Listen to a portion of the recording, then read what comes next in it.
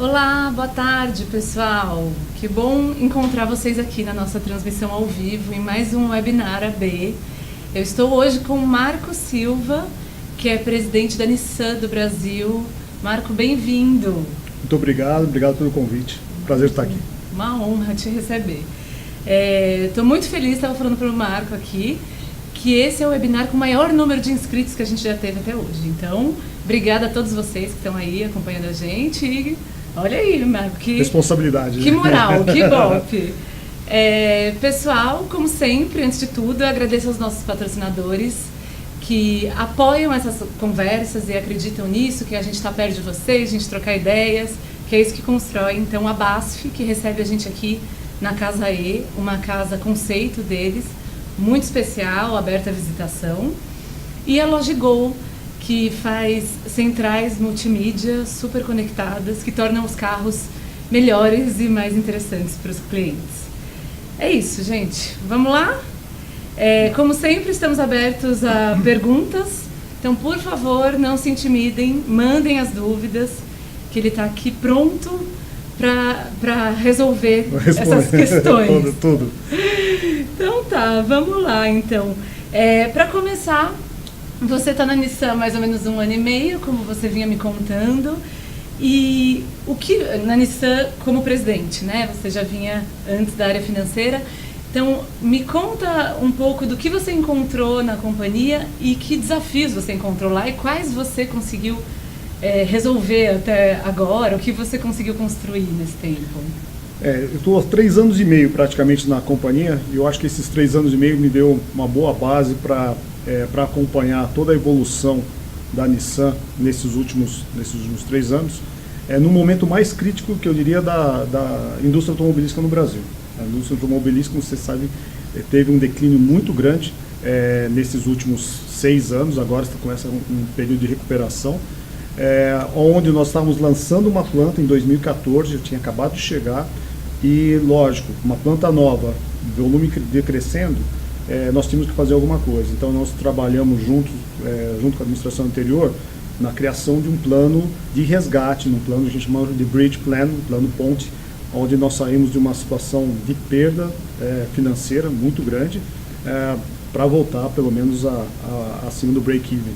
Então todo esse plano foi feito lá em 2015 comigo e com o time que tinha na época, e nós somos muito diligentes com relação à entrega desse plano. Então, trabalhamos nesse ano, esse 1 ano e meio que eu estou na frente da presidência da Nissan do Brasil, de forma a manter a consistência na entrega desse plano. E hoje nós estamos numa situação muito, muito melhor.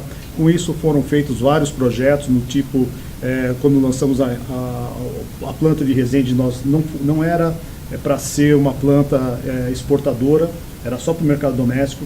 Começamos com um programa de exportação, começamos com um trabalho pesado na parte de localização de peças, porque houve a desvalorização. Tanto é que essa desvalorização que houve nesses últimos 6 meses, lógico, teve um impacto no nosso resultado, mas não foi nem comparado com o impacto que houve em 2015, porque nós já estávamos com uma base bem mais robusta e estabelecida. Então, esse plano encerra-se agora, no final deste ano fiscal nosso, onde a gente completa esse período de colocar a empresa de volta aos trilhos.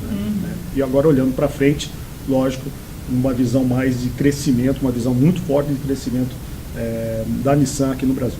Sim, interessante. Antes que eu quero saber mais sobre esse plano de crescimento, a estratégia, mas antes que a nossa audiência fique ansiosa, vamos falar do que interessa. O Leaf que vocês anunciaram à venda no Salão do Automóvel, a primeira vez que vocês vendem um carro elétrico no Brasil, vocês começaram com uma pré-venda. Conta um pouco de como funcionou o preço, enfim, e se vocês tiveram demanda até agora, como tem evoluído? A gente tem uma história com relação ao carro elétrico, tanto no mundo como aqui no Brasil. A Nissan foi a primeira empresa no mundo a lançar um veículo em massa, de produção em massa, no veículo elétrico, o Leaf primeira geração, lá em 2010.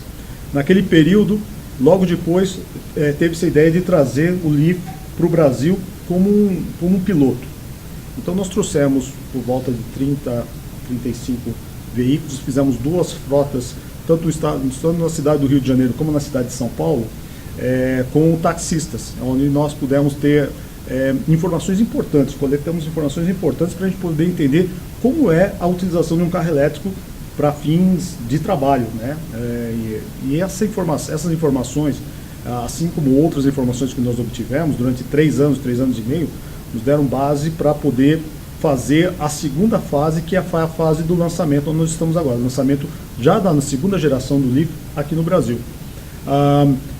Fomos pioneiros, e pioneiro, quando eu digo, lógico, teve outras montadoras também lançando seus veículos elétricos no salão, todos mostrando seus veículos elétricos, mas fomos pioneiros em fazer a pré-venda.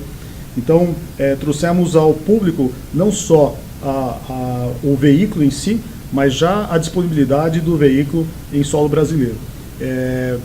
Nos foi muito bem, lógico, é sempre uma expectativa, porque o veículo elétrico é desconhecido no mercado para a grande maioria do consumidor brasileiro. As pessoas têm uma certa reticência com relação ao carro elétrico, mas de uma certa forma, aquelas pessoas que querem, então várias pessoas se apontam hoje como os pioneiros, aqueles primeiros proprietários de Leaf no Brasil. Então já tivemos aí por volta de 12 vendas já nesses 3, 4 dias de pré-venda. E como que funciona? Se eu quiser um Leaf, o que eu tenho que fazer? No site da Nissan, lá no site da Nissan tem, entre os veículos, buscar os veículos, tem o site, tem o veículo Leaf, e aí tem todo um processo que te leva a uma outra página onde você começa o processo de pré-venda.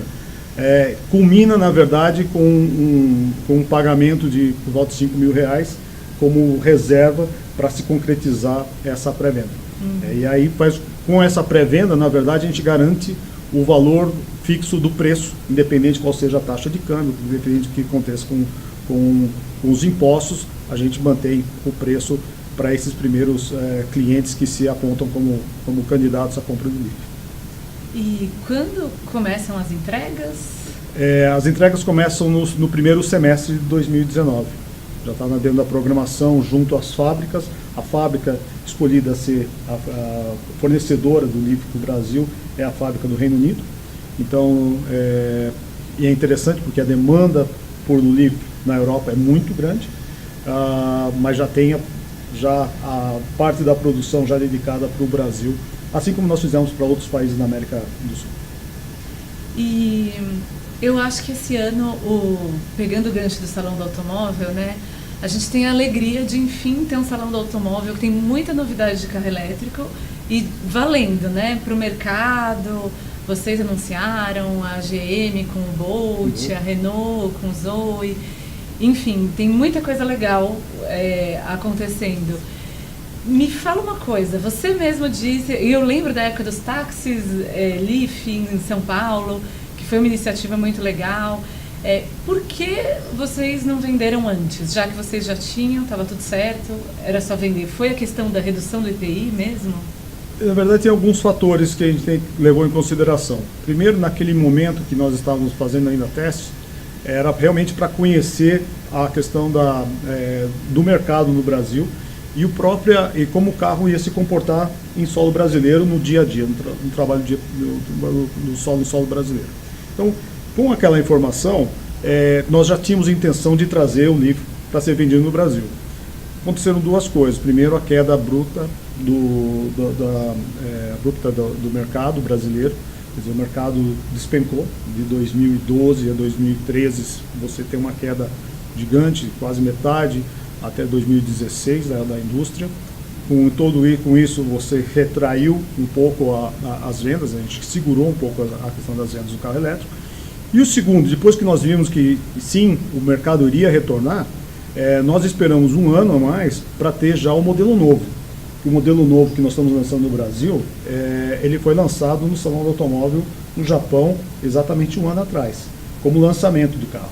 Quer dizer, venda, fazem 8 meses praticamente, começaram as vendas desse carro, desse modelo novo, em todo o mundo, tanto na Europa, Estados Unidos, como no Japão. Então, a gente queria trazer a novidade já de um veículo completamente remodelado para o solo brasileiro. O Rafael pergunta aqui Ele gostaria de saber a sua visão sobre a implementação de carros elétricos no Brasil, quanto tempo levaria para ser viável e quais setores devem ser mais impactados. Eu imagino que ele se refere aqui à criação de um mercado, né, de um movimento mais expressivo.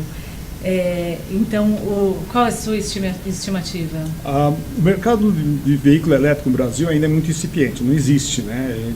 Tinha que se dar um primeiro passo. E é interessante, tanto a Chevrolet como a Renault deram esse passo, assim como outras montadoras novas vindo para o Brasil, querendo entrar nesse mercado, porque essa é uma tendência mundial.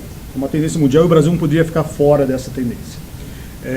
A pergunta sempre foi, quem vem primeiro? A infraestrutura ou o carro elétrico?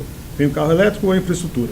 Nós decidimos já com algumas parceiras, algumas parcerias que nós fizemos antecipadamente, com algumas empresas, tanto de distribuição de energia como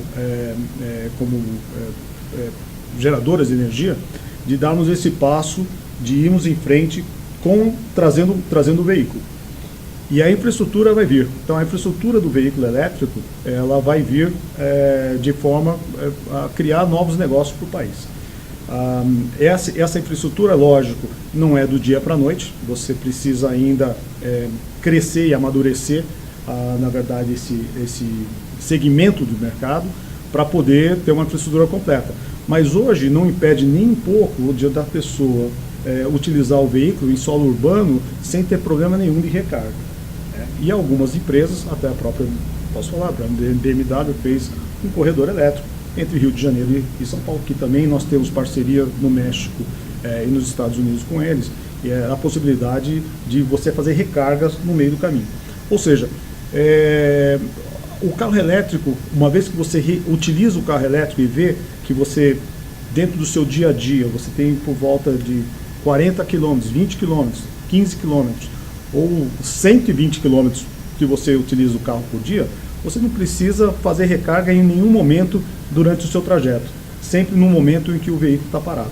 Então essa infraestrutura e a questão da utilização do veículo vai criar uma forma de como dirigir esse veículo elétrico. Então vem com uma boa parte da parte de infraestrutura que vai vir por detrás, dando suporte à eletrificação automotiva no país.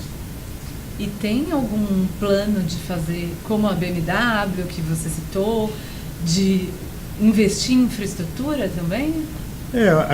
O investimento vai vir de forma cooperada, com parceiros que nós já temos feitos, já assinamos alguns contratos e com memorandos de entendimento para poder disponibilizar essa infraestrutura mais.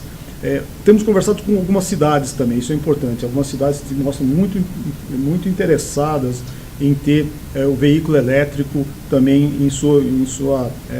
dentro da sua mobilidade, principalmente os benefícios que traz com relação à emissão de CO2 e outros benefícios que a gente acredita importante. E essas cidades também têm essa demonstração do interesse dessas cidades, faz com que os nossos parceiros vejam uma oportunidade muito boa de negócio. E aqui a gente tem uma pergunta também dessa questão de que a nossa matriz energética automotiva é o etanol, né?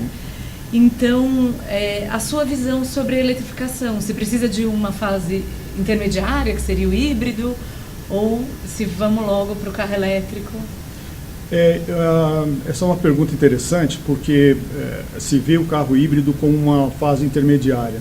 Na verdade, a gente acredita na coexistência das tecnologias. Isso quer dizer, o Brasil já tem uma matriz energética, que é, no caso, o etanol, importante e limpa, certo? O que talvez dificultaria, de um certo ponto de vista, a entrada dos carros elétricos. A gente acredita que vão coexistir várias formas de modos de propulsão. A própria gasolina, a gente não pode falar assim, a gasolina vai acabar daqui 2, 3 anos por conta da eletrificação, por conta de híbrido. Isso vai continuar existindo. Eu acho que no Brasil, os modelos híbridos vão tender a ser flex ou vão tender a ter o etanol também como base na sua forma de geração. Hoje, Também nós temos o carro híbrido, nós expusemos um modelo híbrido, estamos fazendo teste no Brasil de 2 modelos híbridos que nós temos no Japão e nos Estados Unidos. Um que está em exposição é a X-Trail. A X-Trail está no Salão do Automóvel também. Depois de a gente entender como é a aceitação do carro por conta do consumidor brasileiro, nós vamos fazer testes para ver a viabilidade de um híbrido, por exemplo, no país. Que a gente tem essa tecnologia, assim como temos outras tecnologias também de forma que a gente chama híbrida, mas que utiliza 100%, o carro, você dirige um carro 100% elétrico, só que tem um gerador a combustão, quer dizer, um motor que alimenta a eletricidade, essa bateria, que ajuda na distância que você percorre com pouca utilização de combustível. Então, para ser mais direto, vão coexistir. A gente acredita que lá por 2025, por volta de 15% da indústria brasileira vai ser entre híbrido e elétrico. E o elétrico também com uma parte importante, principalmente nos centros urbanos. Olha, Marco, estou vendo aqui que o pessoal da Nissan está super ativo e online aqui, porque perguntaram o preço do Leaf, prontamente responderam aqui no chat. Tem gente já já super atento. E pensando, né, no preço do Leaf, R$ 188.400. É um preço que coloca a Nissan e o Leaf competindo com o segmento premium. Se a gente pensar em um consumidor que talvez não se importe exatamente com a propulsão, ou que se importe, ele de repente pode olhar para um modelo híbrido da Lexus, enfim.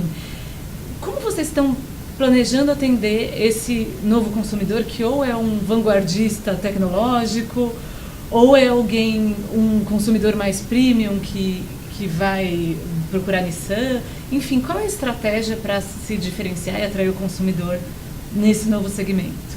O preço é R$ 178.400, né? 178.400.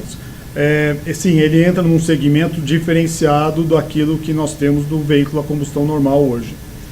Lembrando que algumas coisas que acontecem no veículo elétrico, que é um pouco diferente de outros veículos elétricos em outros países, onde você tem um subsídio muito grande por conta da eletrificação. No Brasil, sim, nós temos um benefício na questão do imposto de importação, mas todos os demais, a gente paga IPI dentro de uma tabela hoje que é diferenciada, lógico, do que tinha no passado, que era por volta de 25%, por conta, né, você sabe que a tabela do IPI é diferenciada pelo tamanho do motor, e não fazia nenhum sentido você ter um carro elétrico pagando 25%. O governo já trabalhou na equalização desse ponto, e hoje nós temos um IPI reduzido entre 7% a 9%. Outros impostos também acabam incidindo. Então, é um veículo sim que tem um valor agregado alto. Agora, a gente oferece um veículo que é diferenciado, porque não é só a questão da eletrificação. Quando você pega um Leaf, tem vários outros aspectos do veículo que você tem que levar em consideração. Por exemplo, o Intelligent Cruise Control, que na verdade ele acelera e desacelera dependendo da velocidade do veículo que está à frente. Então ele tem o Cruise Control normal, você mantém só a mesma velocidade.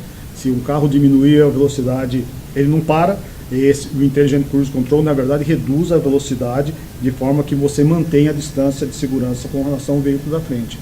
Outra vantagem, por exemplo, que não existe hoje, e esse realmente não existe nenhum carro, a não ser no Leaf, é o que a gente chama de e-pedal, que é uma tecnologia nova da Nissan, onde você tem somente no pedal do acelerador, você dirige em qualquer lugar somente com um pedal. Ou seja, você acelera e desacelera e o carro para sem você precisar utilizar o freio.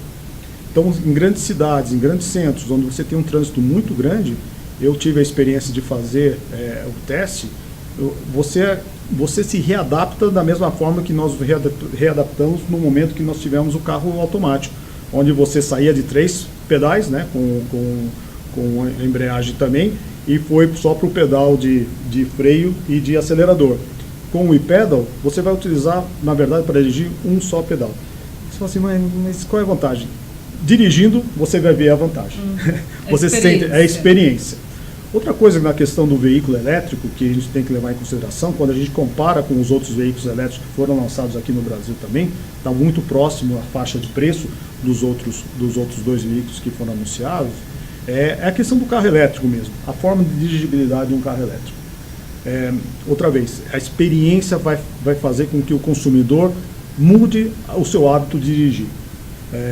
O torque, a velocidade que é alcançada, ou mesmo a necessidade de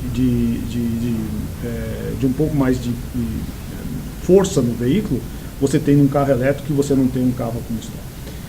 Então vários fatores aí que levariam, além da vanguarda e aqueles que querem continuar contribuindo com o meio ambiente, esses seriam alguns dos aspectos para esse cliente. Sim, e que tamanho você acha que esse mercado tem no Brasil, ou pode chegar no médio prazo? Assim? Hoje nós não temos experiência com relação a esse mercado.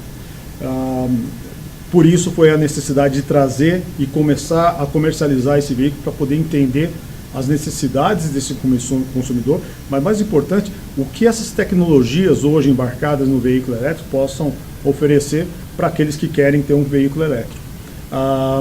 Como eu comentei, a gente acredita que para 2025, por volta de 15% do mercado no Brasil vai ser híbrido elétrico.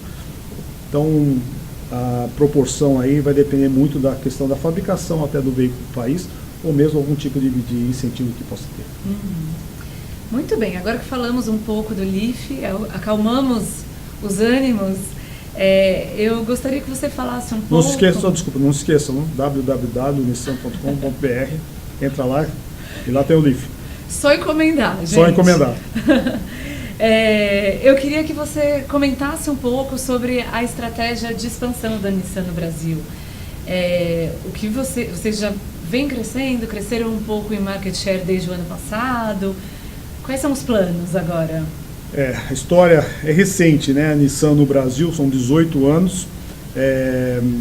Esses 18 anos foi marcado uma boa parte dele ainda trabalhando com uma fábrica, parte da aliança com a Renault em São José dos Pinhais, mas quando nós tivemos e fizemos o nosso investimento de ter uma fábrica própria, são 4 anos e meio.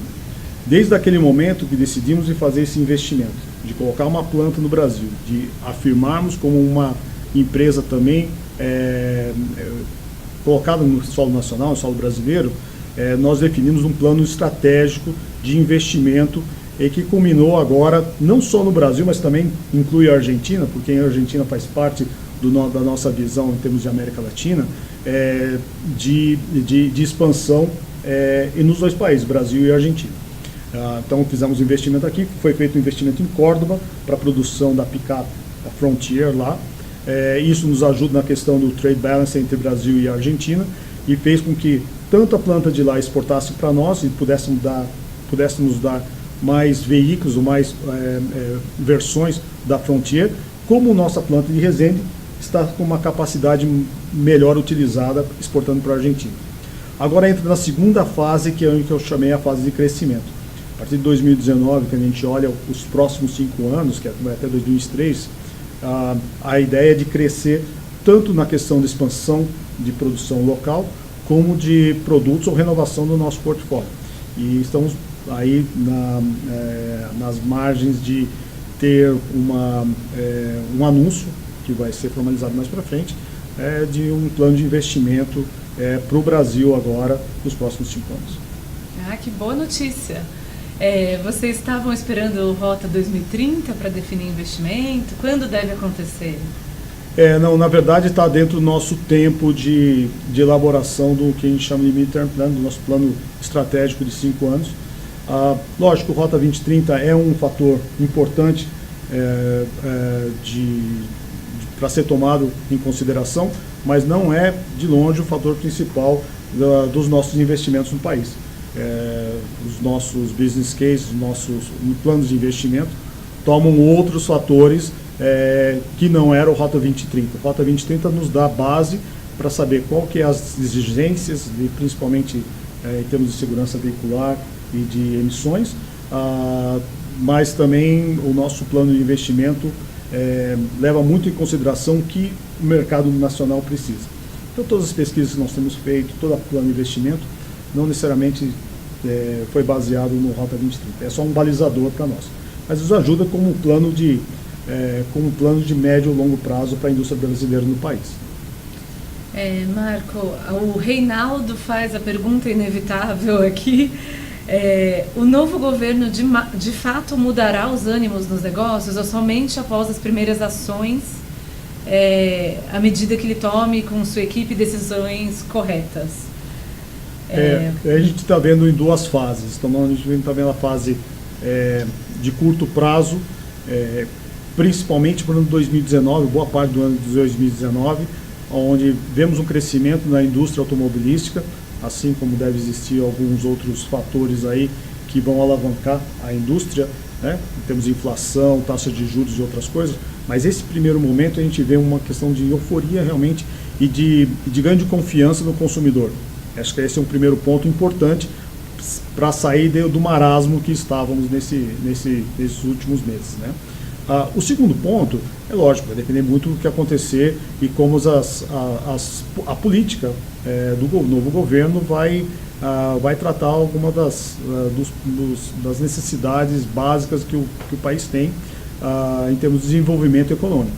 Se foram bem executadas e exitosas, a gente acredita que o potencial do Brasil é grande. Mas não dá para garantir, fechar hoje, falar assim, que o mercado vai continuar crescendo. A gente, sim, é muito positivo, temos um sentimento muito positivo com relação ao futuro do país. Esse positivismo é refletido nos planos de investimento que nós temos, mas tudo vai depender de como vai ser a execução de todo o plano do novo governo. Voltando um pouco ao investimento, fiquei curiosa aqui. O ciclo anterior foi muito voltado à construção da infraestrutura industrial própria da Nissan no Brasil e tudo mais. Qual vai ser o grande foco desse novo aporte? Lógico, a parte de produto vai ser o grande foco. Não podemos deixar uma parte ainda do investimento que fizemos também foi para o lançamento do Kicks no Brasil, então teve uma parte de produto, o Kicks, Marte e Versa. Quer dizer, veio a planta, mas vieram 3 produtos juntos com esse investimento da planta, culminando com o investimento do Kicks. E tem a continuidade que já entra nessa segunda fase. A segunda fase mais voltada a produto, mas também a parte de industrialização. Nós temos que continuar crescendo, ganhando competitividade no país, ganhando competitividade na nossa planta, introduzindo novas tecnologias na parte industrial também. Então, são 2 fatores, lógico que predominantemente relacionada a produto, mas sem esquecer da parte industrial. E falando um pouco, aqui tem uma pergunta interessante na comercialização, né? A Nissan também estuda formas de inovar na comercialização de veículos. Há algum projeto para que as transações possam ser feitas online, como a Renault fez com o Kwid? O que vocês estão ampliando um pouco essa pergunta também, tanto de vendas online quanto de futuro das concessionárias e da estrutura de vendas da Nissan? Essa é uma outra pergunta interessante. Esse é um debate que nós temos constantemente internamente, até entendendo os movimentos do mercado. O mercado brasileiro tem se movido a que nós chamamos de vendas diretas, mas não necessariamente vendas diretas da forma tradicional, mas aonde tem uma participação ainda maior de algumas empresas na compra dos veículos e não da venda tradicional através dos nossos concessionários. Os concessionários são importantíssimos dentro do plano estratégico da Nissan. Temos olhado com muito detalhe a expansão da nossa rede de concessionários também no país, até para ganhar a capilarização que nós precisamos para algumas cidades que não têm hoje um concessionário da Nissan. Mas o que é mais importante é como a relação do cliente com a montadora vai existir. E isso nós temos investido muito nessa comunicação entre o cliente e junto com a montadora. E repassando parte dessa informação, lógico, para os nossos parceiros comerciais. O concessionário, o mundo do concessionário vai mudar, né? Hoje, isso já a gente vê em vários aspectos no nosso dia a dia de outras indústrias que a gente pode fazer um paralelo com a indústria automobilística.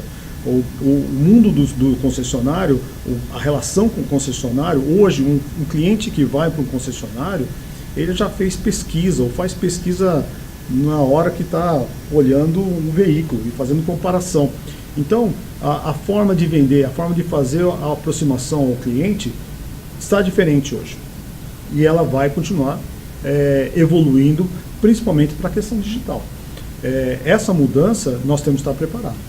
A parte desse e-commerce, nós também estamos já trabalhando junto como aliança com a Renault. O Leaf vai ser vendido dessa forma, através de um e-commerce. Você não tem mais, né? Na verdade, você aponta qual é o concessionário que você quer receber o carro, vai receber o carro, mas toda a transação se dá através online, sem a participação direta de um vendedor do próprio concessionário.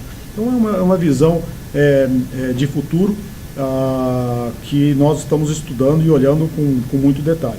O próprio consumidor que muda. E essa mudança nós temos que estar preparados. A indústria automobilística tem que estar preparada para essa mudança. E aproveitando o gancho dessa mudança, você citou a relação da montadora com o consumidor que vem numa grande transformação.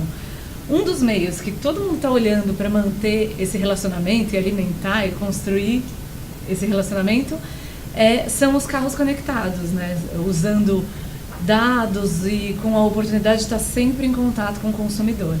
A Nissan foi bastante pioneira em 2015, né? Como a gente falou antes da transmissão começar, a Nissan lançou o Multi-App, que era, se não me engano, no Marte, uma central multimídia conectada já, né, à internet, já vinha com chip, enfim, com recursos como Waze, aplicativos e tudo mais. Me conta os resultados dessa iniciativa e se vocês já vêm trabalhando essa parte de dados, essa parte de estar em contato constante com o consumidor. Nós tivemos um trabalho muito interessante com a provedora dos nossos aparelhos, né, que utilizam essa tecnologia.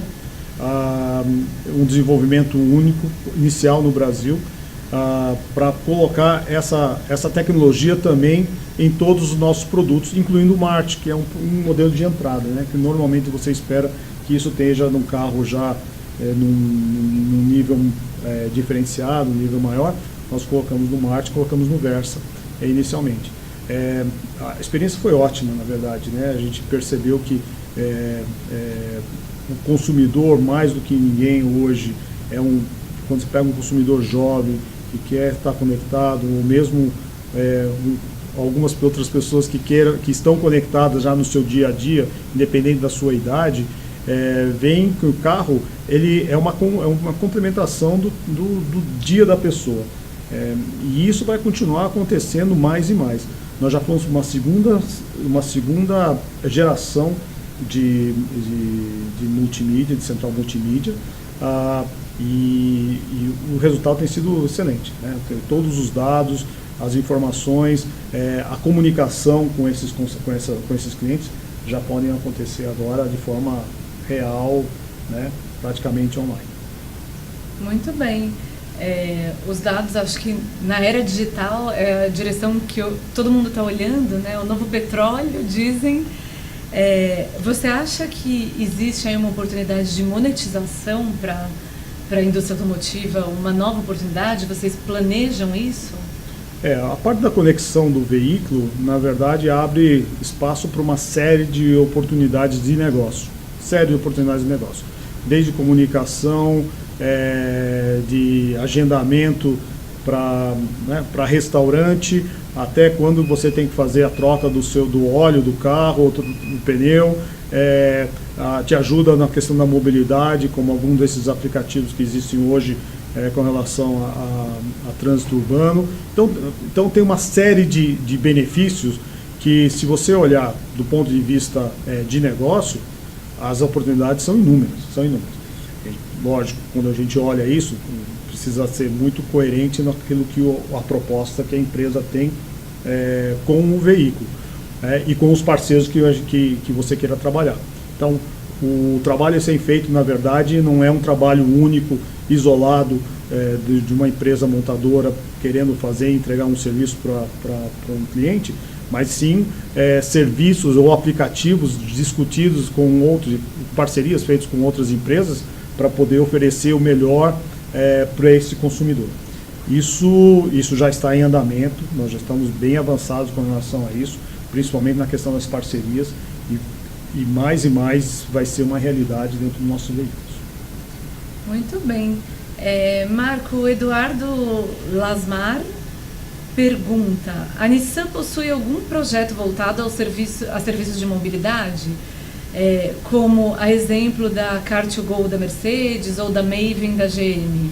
Vocês têm aqui no Brasil ou fora algum trabalho nesse sentido? Nós não temos um específico. Agora, o que tem sido trabalhado, e aí um pouco também do fator positivo de fazer parte de uma aliança, no nosso caso, é que isso tem sido discutido a nível global e a nível aliança. E é importante, então nós temos um Capital Venture sendo utilizado e dirigido pelo François, que era o meu predecessor na minha função, e ele, junto com um grupo, trabalhando, olhando as oportunidades que existem no mercado afora. Isso é interessante porque a evolução é muito rápida das coisas. E se hoje você quer fazer alguma coisa, desenvolver uma coisa interna, às vezes demora muito mais, e quando você acha que se desenvolveu alguma coisa, já tem 2 ou 3 com tecnologias novas. E a gente está indo atrás de várias ventures, onde a gente tem feito investimento como aliança para fazer parte desse novo mundo. Isso lógico, na parte de mobilidade,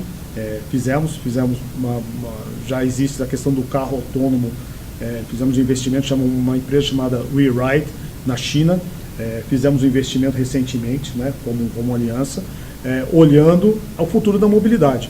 Então, o futuro da mobilidade, na verdade, a gente tem que ver de forma bem separada como é esse futuro, que vai desde o carro autônomo, do carro conectado e da forma completa de mobilidade.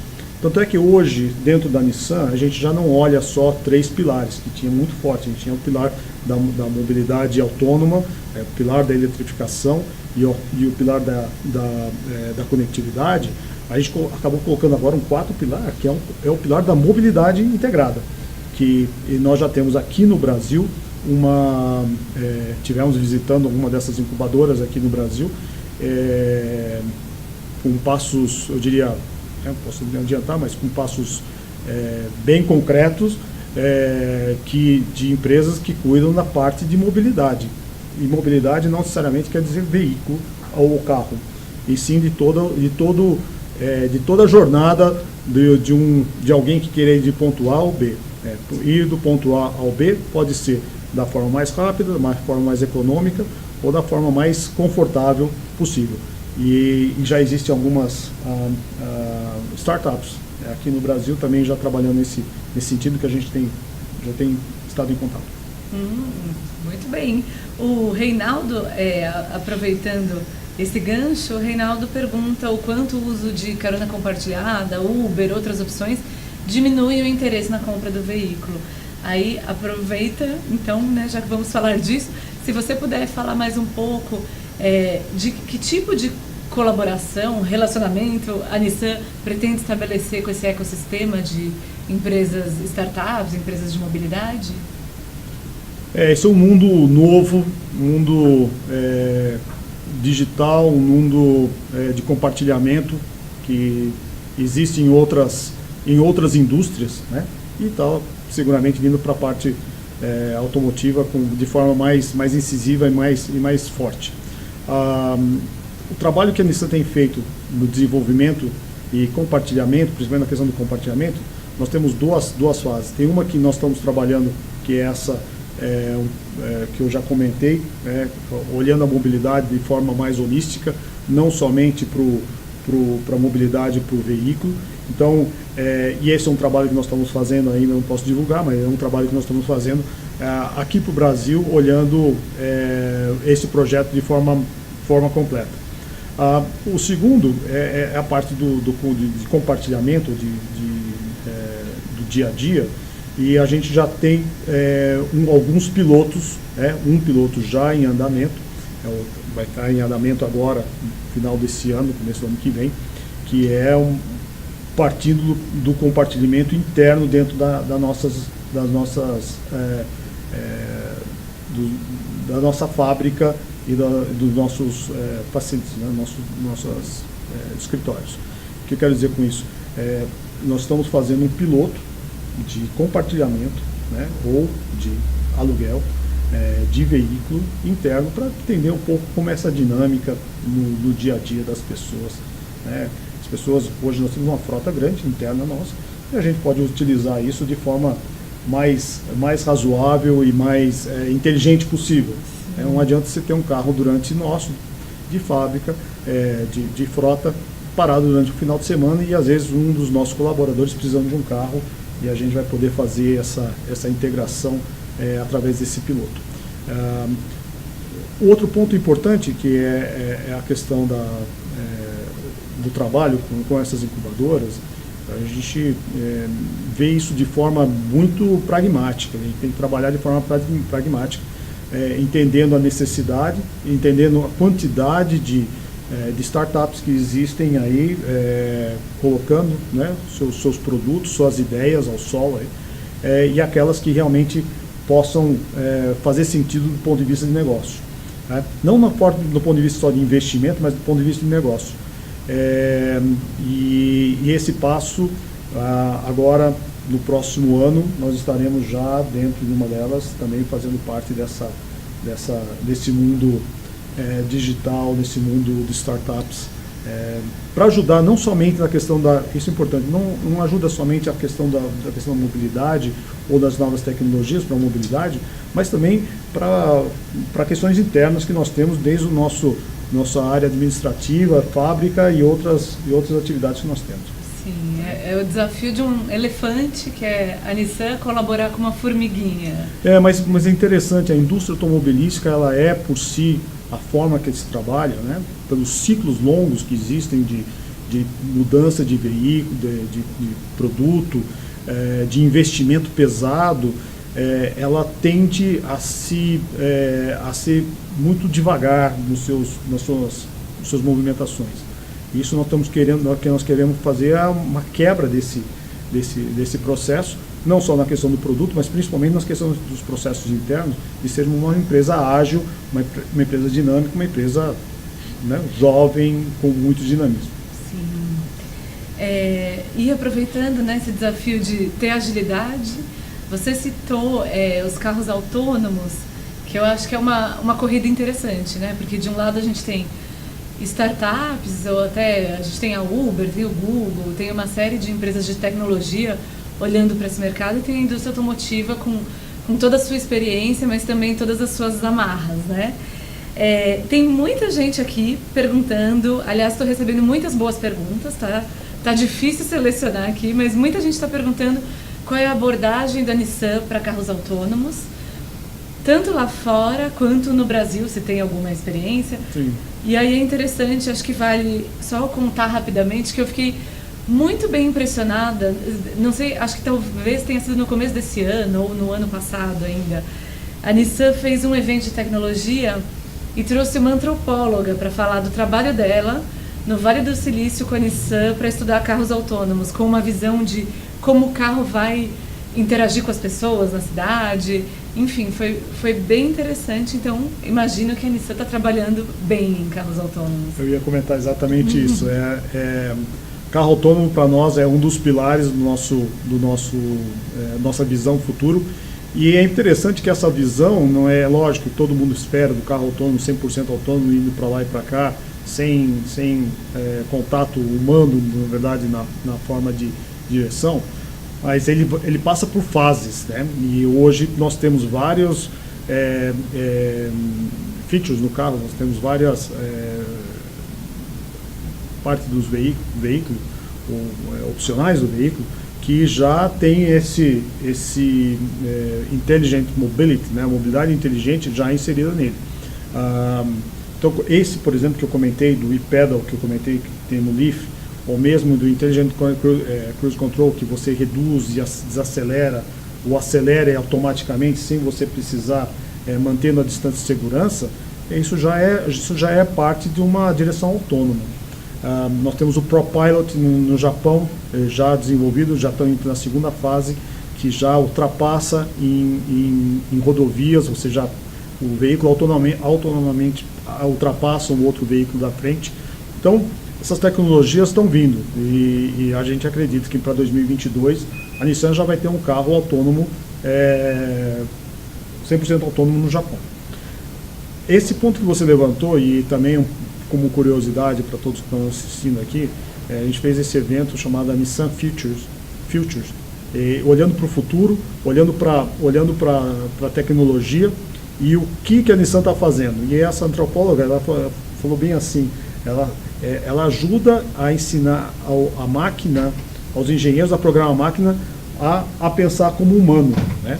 Ou seja, aquilo que eu acreditava quando eu olhava a questão do carro autônomo, que assim, aqui no Brasil só 2050 e olha lá, porque a gente não tem todas as faixas pintadas, porque o pessoal atravessa em qualquer lugar, e aí temos vários porquês, né? Porque no Japão, quando você vai para o Japão, vocês já foram, sabe que tudo funciona, sinal vermelho, todo mundo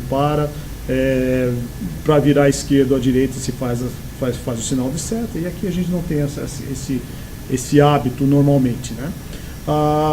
Mas o avanço da tecnologia, o avanço da inteligência artificial tem sido tão rápido que eu falei assim, eu tirei 10 anos para a introdução desse carro no Brasil.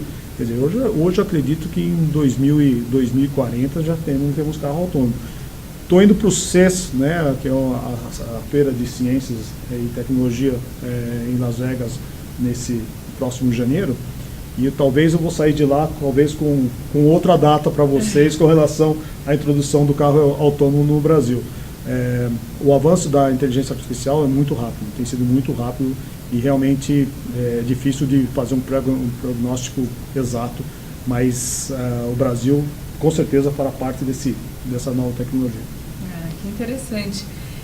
Eu acho, foi uma visão interessante quando eu assisti essa palestra, porque realmente ela falou não é só o Brasil, a gente acha que a gente está numa grande dificuldade de não ter faixa em todas as vias, mas a gente ainda tem a Índia, tem uma série de países também com problemas tão profundos assim de infraestrutura viária. E quando você vê, né, quando você tem o vídeo, vê como que funciona na Índia, a pessoa vai atravessar no meio daquele caos. Imagina. Vocês vão ter que fazer dar certo, essa é a mensagem. Com certeza. Marco, então eu recebi algumas perguntas aqui falando um pouco da revenda do carro elétrico e da bateria. Você tem alguma ideia de descarte de bateria ou de cuidar, ou algum trabalho para cuidar da perda de valor do carro, porque a bateria vai perdendo sua potência ao longo do tempo? Enfim, conta pra gente um pouco. Tá. Não, esse é um ponto importante, lógico, que dentro desse conceito do lançamento do carro elétrico aqui no Brasil, nós fizemos todos os tipos de pesquisa e tivemos várias informações, e uma delas importante foi exatamente isso, nós debatemos muito internamente com relação ao valor de revenda, valor residual do veículo elétrico, aqui, lógico, no Brasil, em outros países, mas aqui no Brasil especificamente. Para isso nós fizemos um acordo com a Universidade Federal de Santa Catarina, onde nós queríamos saber o valor da bateria de segunda vida, ou seja, o veículo elétrico ele precisa um mínimo de 80% da sua capacidade de vida para poder continuar sendo utilizado para fins automotivos. Se você cai para os 80%, e é isso que nós damos 8 anos de garantia, no mínimo, para as pessoas, para que fique dentro desses 80% ou mais, né? Você pode continuar dirigindo por mais tempo. Mas o que é importante é o seguinte, o valor residual está exatamente no valor da bateria. E o valor da bateria hoje, ela tem um valor gigantesco pelo fato de poder armazenar energia para fins domésticos ou para qualquer outro fim. Então a bateria hoje, ela é um bem. O fato de você ter um carro elétrico, você tem um bem chamado as baterias. E nós pudemos comprovar isso exatamente com essa pesquisa que está sendo feita ainda pelos pesquisadores da Universidade Federal de Santa Catarina. Como importante você, por exemplo, e eles têm um trabalho muito interessante, né, que é fotovoltaica, onde você captura a energia solar. Eles têm um ônibus, utilizam um ônibus para rodar o campus inteiro. E esse ônibus, lógico, ele precisa ser recarregado depois de cada viagem que o ônibus faz. Como a energia solar é captada e recarregava o ônibus, nós falamos, vamos colocar uma bateria para acumular essa energia e fazer o recarregamento do ônibus através da energia acumulada que esteja nas nossas baterias. Então, o valor hoje, para vocês terem ideia, é por volta de 50% a 60% do valor, depois de 8 anos, o valor residual da bateria para fins de utilização doméstica. Esse é um valor significativo do carro elétrico. Lógico, isso não é um primeiro passo, que é a reutilização da bateria para fins que a gente chama da segunda vida dessa bateria. Fora isso, não podemos parar por aqui. E depois? Lógico que a gente está longe ainda dessa fase, mas e depois? E o depois é fazer a reciclagem completa da bateria. Porque não adianta nada nós falarmos de emissões zero, de falarmos de ecologia, se no final você tem um aterro enorme de baterias elétricas, de carro elétrico, sem saber o que vai fazer. Já existe uma empresa na Bélgica que faz esse trabalho de reciclagem das baterias automotivas, as baterias para fins de carros elétricos, não a bateria normal que se tem no carro, bateria de lítio, que é dos veículos elétricos. E nós estamos em uma fase que aí para um acordo a ser assinado em breve também, com pesquisas no Brasil para a utilização, ou para como vamos fazer a reutilização e o reuso, né, dessa bateria, fazer essa bateria, tirar todos os componentes, fazer a reciclagem completa da bateria. Então, sim, é um fato importante que antes da introdução de um veículo elétrico, nós tínhamos que fazer todas essas fases, e nós estamos trabalhando em todas essas fases. Aqui já está acabando o nosso tempo, infelizmente, porque eu tenho pergunta para você para mais umas 2 horas, mas só para a gente ir caminhando para o fim da nossa conversa, uma pergunta aqui do Ronaldo. Ele é da Adex Technologies, ele diz que é fornecedor, mas que ele não viu ainda nenhum reflexo da aliança Renault-Nissan-Mitsubishi no Brasil, em termos de fornecimento. Como está esse processo? A parte com a Renault é muito forte. Nós temos um departamento único, ele chama Alliance Purchasing Organization. Então, toda a parte de compras é feita de forma para buscar os melhores fornecedores e os melhores parceiros comerciais para as duas companhias. Lógico, a Renault tem uma fábrica em São José dos Pinhais, nós temos nossa fábrica em Resende, né, cada um com suas características diferentes e tudo, mas o processo de compras, hoje ela é unificado entre Renault e Nissan. A Mitsubishi tem um outro processo, porque a Mitsubishi no Brasil ela tem uma outra situação, e não faz parte ainda da aliança aqui no Brasil, até por não ser a Mitsubishi Corporation, mas é um processo que também tende-se a ser criado a partir do momento que a gente começa a ter veículos mais integrados e convergência entre as plataformas. E isso tende a acontecer nos próximos anos. Então, quero dizer, a parte de compras em si, entre Renault e Nissan, já é muito forte. A convergência vai acontecer de forma escalonada, dependendo do momento dos investimentos para as nossas novas gerações, onde a gente vai ter uma convergência maior entre os nossos produtos. Isso já foi definido pelo senhor Carlos Ghosn, já dito bem claramente, e isso vai acontecer tanto na Europa, Estados Unidos e Japão, ou principalmente aqui na América do Sul, entre nós e... Tá bem, Marco. Eu tenho uma última pergunta para a gente encerrar. A gente vem trabalhando em Automotive Business, a gente trabalhou nos últimos 2 meses. Amanhã a gente divulga os resultados de uma pesquisa inédita sobre a liderança do setor automotivo. Então, o perfil desses profissionais, quem são, qual é o propósito, os desafios, enfim, tá muito legal, gente, né? Só fazendo um rápido merchan aqui. Amanhã a gente vai divulgar no site. Mas eu aproveito para perguntar para você. A gente tem um momento de saída da pior crise do setor automotivo no Brasil e também de intensa transformação na indústria automotiva como um todo, uma ressignificação do carro, enfim, do foco dessa indústria. Me fala um pouco de como é ser um líder nesse momento e aqui no Brasil para esse setor. Eu diria assim, a indústria automobilística, somente a indústria automobilística está passando por uma transformação nunca vista da forma tão rápida antes, certo?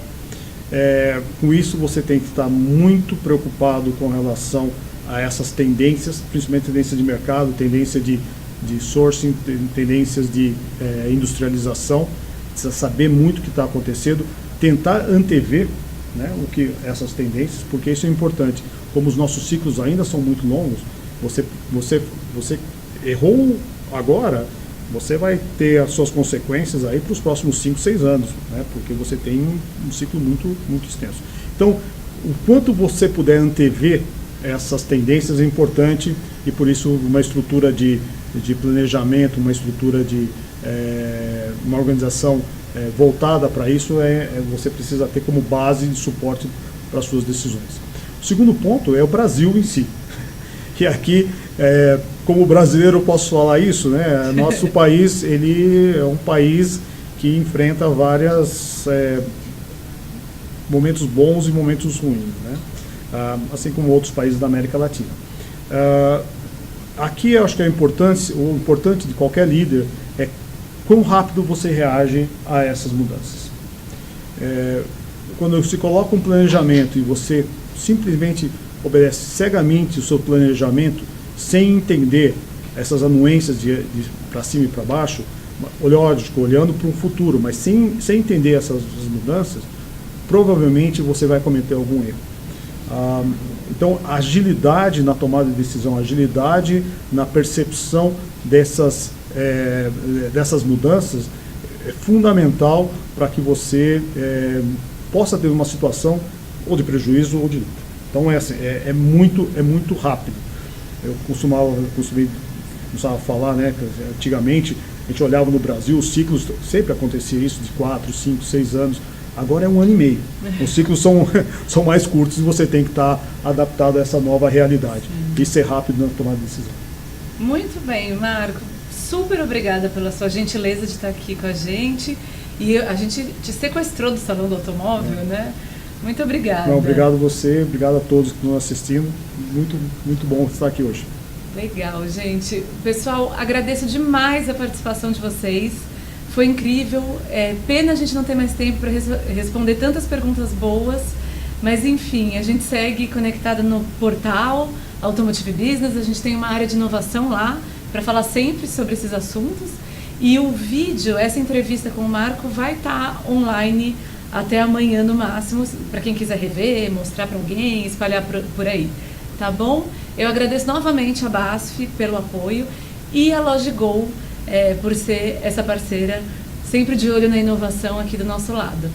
Um abraço, gente. Tchau, tchau. Tchau.